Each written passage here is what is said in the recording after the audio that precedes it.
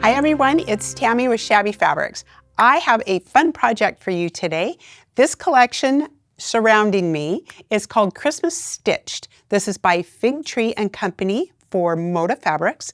And we took the panel and did several different fun projects with it. I love to work with panels. However, panels can be a little tricky, and I'm going to walk you through fussy cutting this one when we make this panel quilt back here. I'm also going to show you how to make that little cute heart block that's in the center. But first I want to show you the placemats that I made. Now, I love this collection. So I want to show you on here, turn this around so it's right side up. So it's like little X's for cross stitch. So if you love to cross stitch or you love to sit and hand stitch, I think it would be adorable to sit and stitch the X's on this and actually embroider these. Wouldn't that be beautiful? Instead, what I did was I just took some thread and I just outlined each one of these elements. I did the vases, I did the snowflakes, the house, the wreath, and then this flower down here. So much fun. I had some extra motifs left over from the panel. And I don't like to waste that kind of thing. So we decided to make cute little mug mats that go with it. And I'll show you where that is on here on the panel. There's actually 8 of them. I just chose 4 when I was making this sample. I just chose 4. But this is such a clever idea to use all elements of your panel. And we also have matching napkins. All right. So I'm going to set this stuff aside, and then I'm going to get started fussy cutting this panel and show you how I made that quilt behind me, okay? Okay, so we're back. I've got my table cleared. I do have my panel in front of me, and I want to show this to you. And you can see it's very clean and smooth. It doesn't have a lot of wrinkles in it. I did press this out with magic sizing. However, I want to caution you, when you spray sizing on this, if you spray it super heavy and you saturate your fabric, and then you try to press with it, if you're pressing with a heavy hand, you're going to stretch that panel out of shape.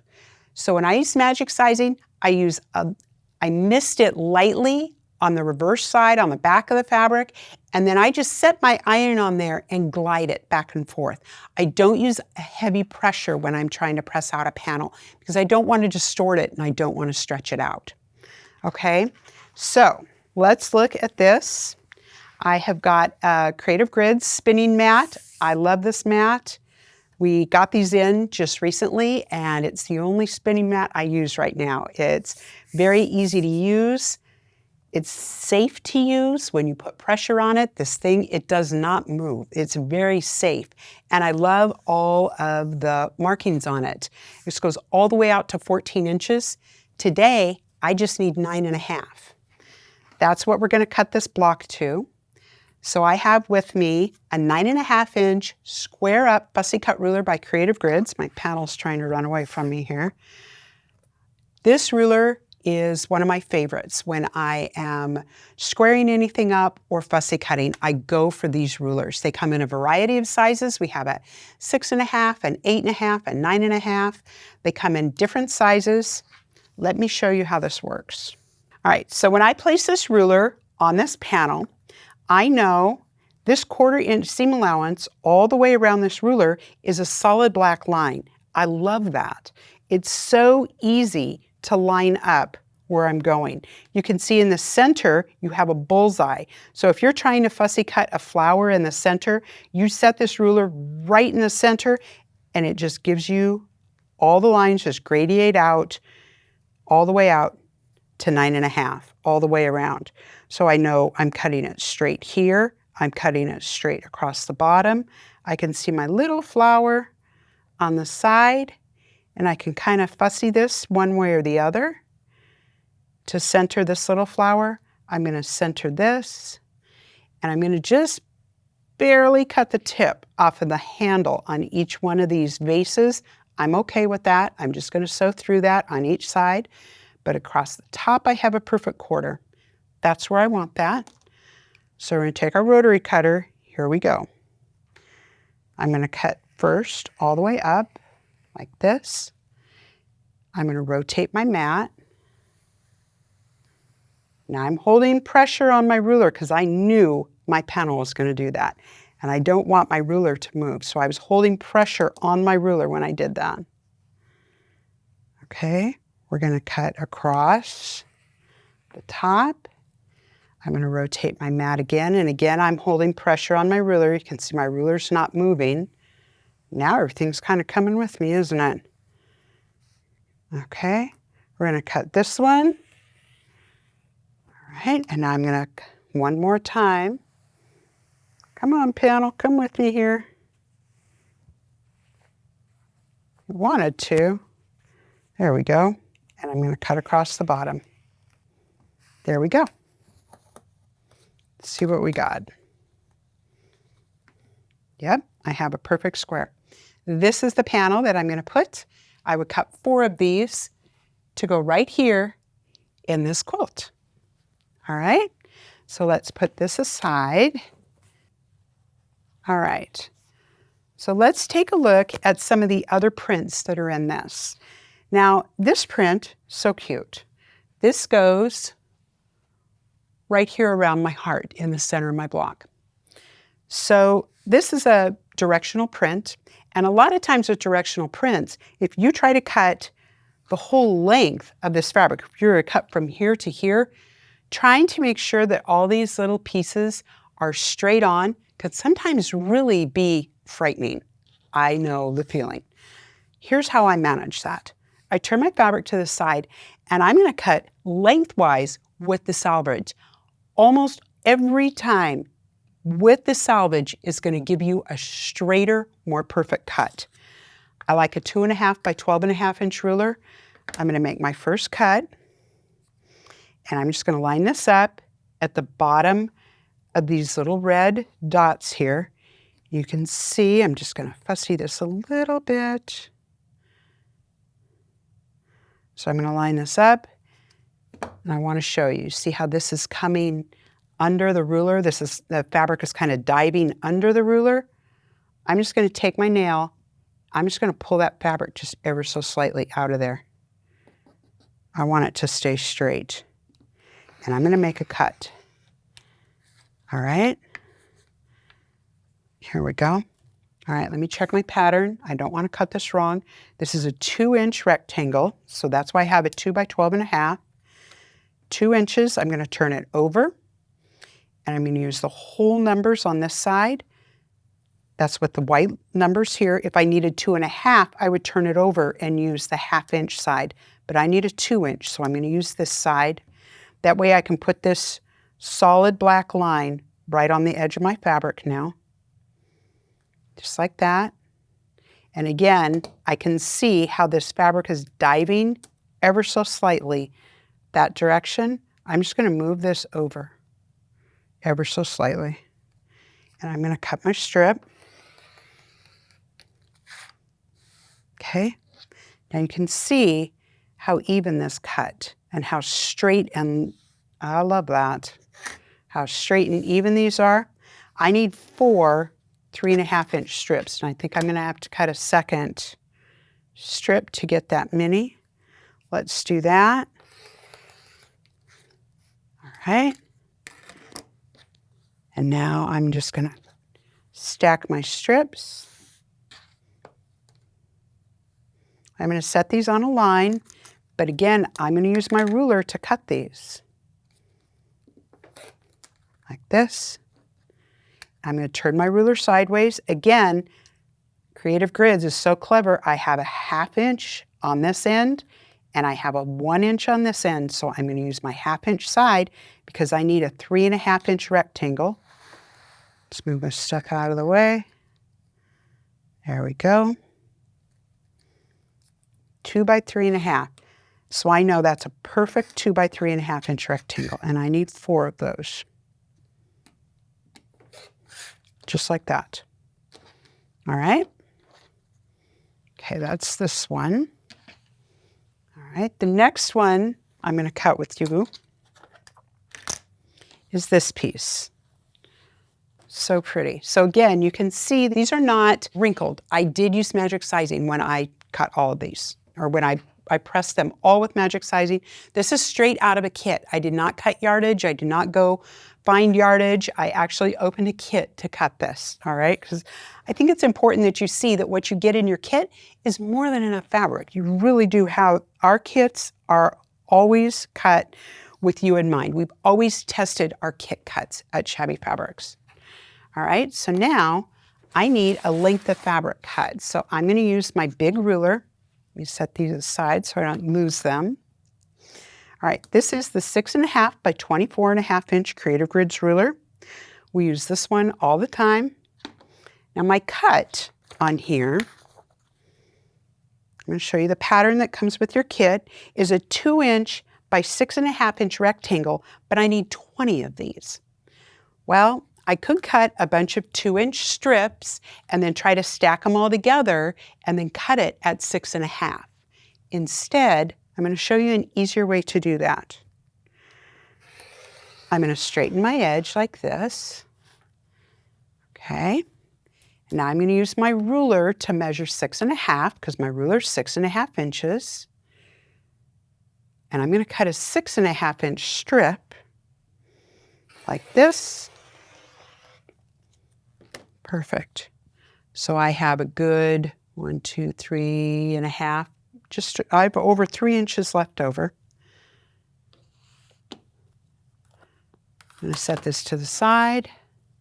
I'm going to pick up my favorite little ruler here. I use this ruler a lot. All right, I'm going to take my salvages off. And you see I left my fabric folded. There we go. And now I'm going to cut my rectangles, and they need to be 2 inches. So let's use this side, and I'm going to cut my 2-inch rectangles.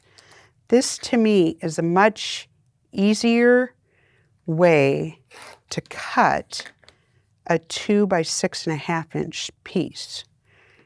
I think it's more accurate to cut it this way. I already know my 6.5 is correct because I did that with a ruler. There's my 2 by 6.5. All right, and I would just go ahead and continue cutting all the way through this strip. If for some reason you came out shy here, you do have extra fabric to cut more rectangles.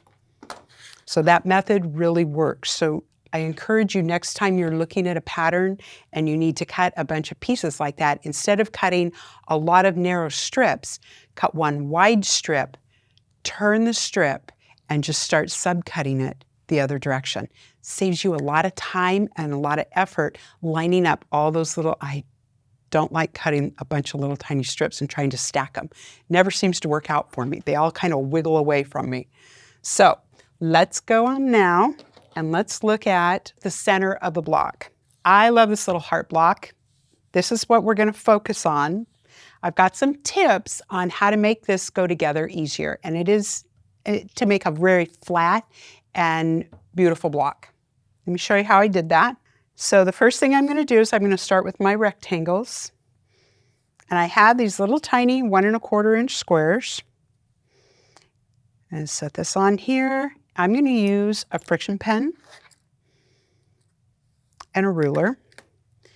This is the first way you can do this, is just draw the line and then sew on the line. Right? Okay. The other way we can do this is if we take our square and put it on here. And now I'm going to use what's called a folded corner clipper. A folded corner clipper can be used anytime you do sew and flip. All right. I also use this to make binding, to piece my borders together, inner border, outer border, whatever. I love folded corner clipper. It's going to put a perfect angle on here that includes the 1/4 inch. So this is a 1 1/4 inch square. I mentioned that. So this is 1 1/4. And I have a line over here that tells me where the end of my block is. This is lined up. This is lined up with the top. I'm going to go ahead and cut that away right now. Now I can sew it and I'm ready to press. I'm done. I don't have to go back and trim it, and I didn't have to draw the line. This makes doing a lot of sew and flip very quick and easy. I love this ruler. All right, so let's go sew that. I'm going to take one of my extra fine patchwork pins And I am going to put a pin in this. I want this little corner to stay right there. And I'm just going to put a little pin right here just to remind that piece that's where I want it to stay. It's not going to move, and this is well out of my seam allowance, so I'm not going to have to stop and take out my pin when I'm sewing this. So let's go to the machine and we'll do that. Okay, so the first tip we have for you on this is this side. We always give you pressing directions when you have a Shabby Fabrics pattern. I love that we know how to press, because a lot of quilters, you don't know how to press a seam. How is this going to go together in the end?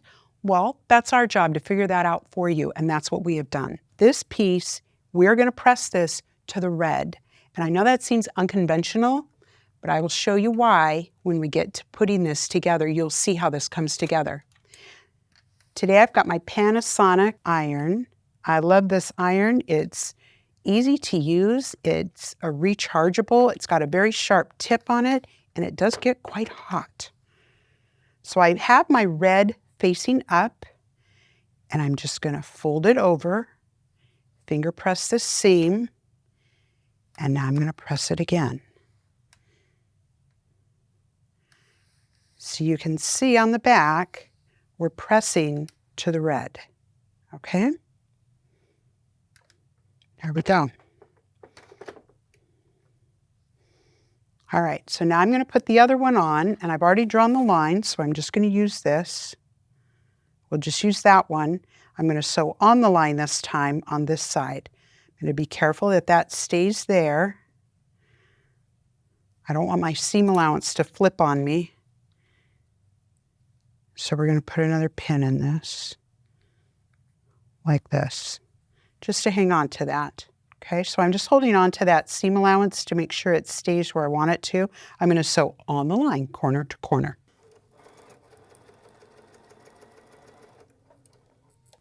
All right, so now this one I just sewed on the line. So I'm just going to use my corner clipper. I know that that's a 1/4 inch. I just need to trim a 1/4 inch away from that, like this. And I'm going to press this again to the red.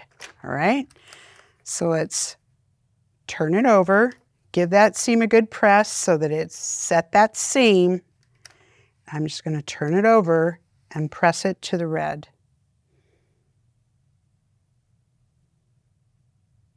Just like that.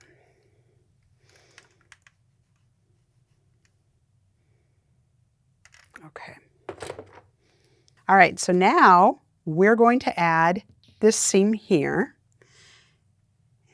like this. And we're going to use our corner clipper again. This block is a 2-inch block. See, this goes like this. You know what? We're going to double check that I am cutting. See, before I'm cutting this, I want to make darn sure I'm cutting it the right way, because there's no takebacks once you cut it, right? Unfortunately, it's kind of a permanent thing. You cut it, you cut it. I don't know how many times I've miscut something like that. That is exactly what I want. This is the side I'm making over here. All right, so I definitely going to put a pin in this one, like this. All right, I'm going to go to the machine and sew corner to corner.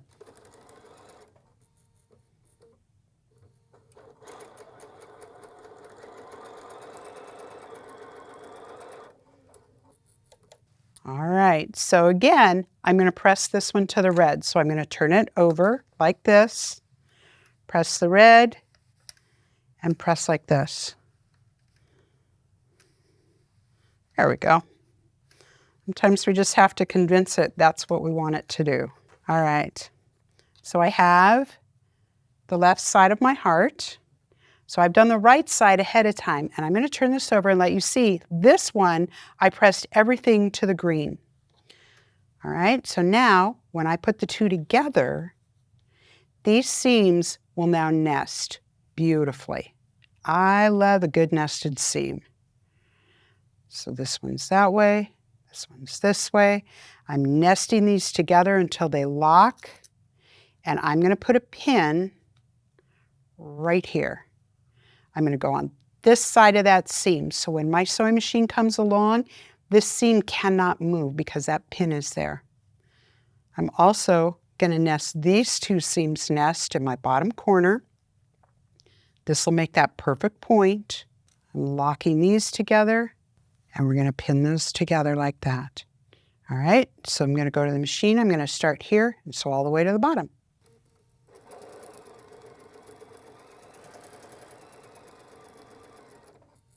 All right, now let's take a look. Ha, I love that. I love it when the points come together like that. Perfect. All right, now I'm going to take this back over to my iron, and I'm going to press the seam open. So I first set my seam to warm it up. It does make it easier to open things up and to start playing with it if that seam has been pressed first. And I'm just going to press that seam open. Beautiful. I'm using the wool pressing mat. This helps me get much crisper seams. The seams fall down into the wool, and the iron can make contact with right where it needs to, where the stitching is meeting the fabric. It's amazing. I absolutely love the wool pressing mats. We use these here at Shabby Fabrics all the time. All right, there's my piece. Perfect. All right, that's the center of our block. So now let's lay out the other pieces of our block here. And I have those cut. Remember, we cut those ahead of time here. So I have this piece like this. All right, and then we have these. I only need 4 of these. Just like this. Beautiful. And now we need our red ones. Are going to go on first. Oop, I have an extra. All right, and we have green ones in the outer corners.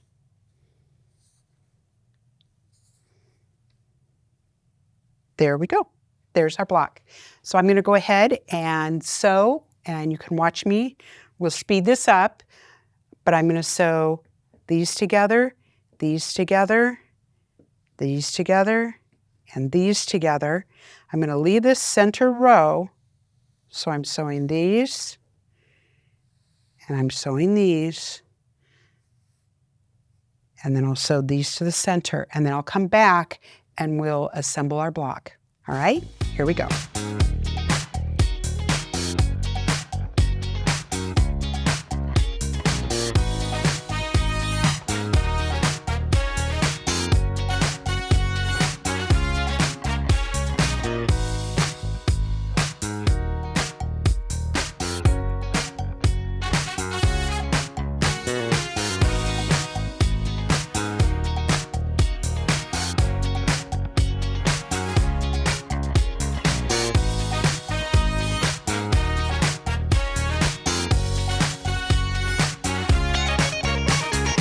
All right, so I'm back and I have sewn all my squares on, and I went ahead and attached these rectangles to my heart.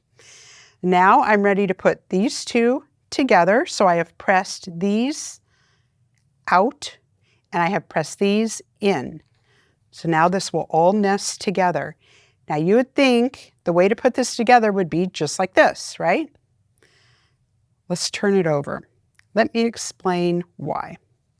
Whenever I sew a point, I like to watch where that point is. I'm going to take a pin, actually something a little more substantial. I'm going to take my seam ripper here and point with it, and this is the only thing I'm using you for today. You see the X here on the back. I want my thread, I want to stitch right here through the middle of the X. The X marks the spot, all right? And I know that that is a 1/4 inch down. So we are going to sew a perfect 1/4 inch, and then I'm not going to cut my points off. All right? At least that's the idea. We'll see if that works. But like I said, I'm not using the seam ripper today. That's out of the question. I don't know how many times I've said that. I know. And I'm using the seam ripper. But if I sew something wrong, I will stop immediately and fix it because it's always quicker to fix it right then in the moment than wait until my whole block is done and go, I really wish I would have not done that. I wish I would have fixed that. That's why I always stop and fix it. So I'm going to go sew this. I'll see you over there.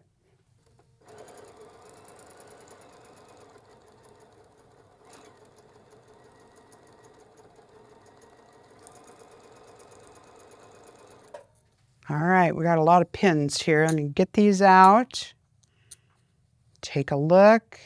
Oh, that looks perfect. See how that hit exactly where I want it. I have a perfect point here.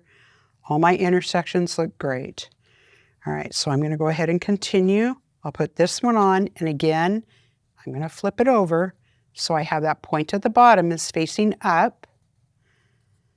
Now that seam allowance we pressed open. I can pin this other one like this. And I'm going to put a quick pin. I'm going to start on one side of my seam allowance and I'm going to go across to the other at an angle. The reason I'm doing that is this seam was pressed open, and so they have a tendency to fold back up. I want them to lay flat when I sew them, and I really shouldn't be sticking my finger in there where the needle is coming down. Don't do that, right? So as I'm sewing, I'm going to put this pin to the side like this to hang onto that seam allowance and just remind it I want you to stay down, all right? So let's go sew it.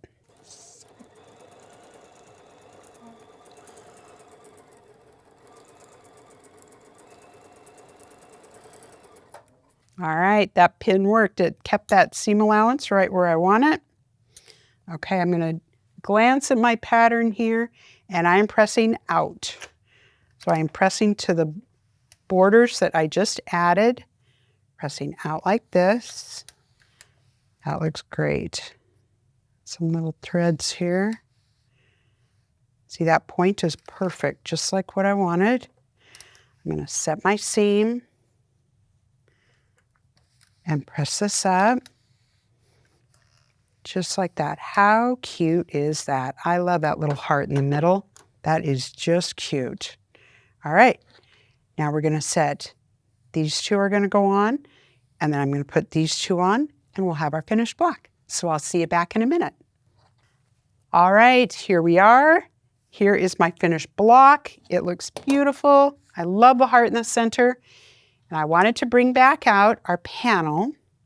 You can see our panel's 9.5, and I have my 9.5-inch square ruler. I'm going to set this on here. Ha, look at that. I love it when a block just comes together. 9.5 inches. There we go. This is the center of your quilt, and that's how to do a panel quilt. Be sure to pick up the coordinating projects that go with this. We have a really cute little pin cushion. We have our placemats I showed you with the mug mats, the coordinating napkins. I hope you've picked up some good tips and tricks along the way that I use when I'm just trying to work with fabrics, how I'm cutting a quilt or how I'm putting a panel quilt together and fussy cutting, things like that.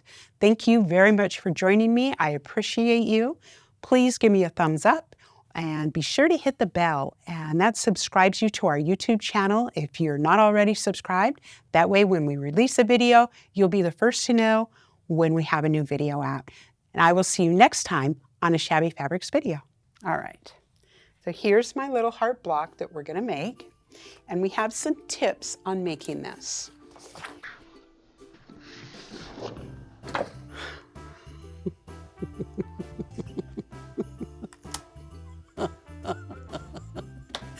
Tip number 1, don't throw it on the floor.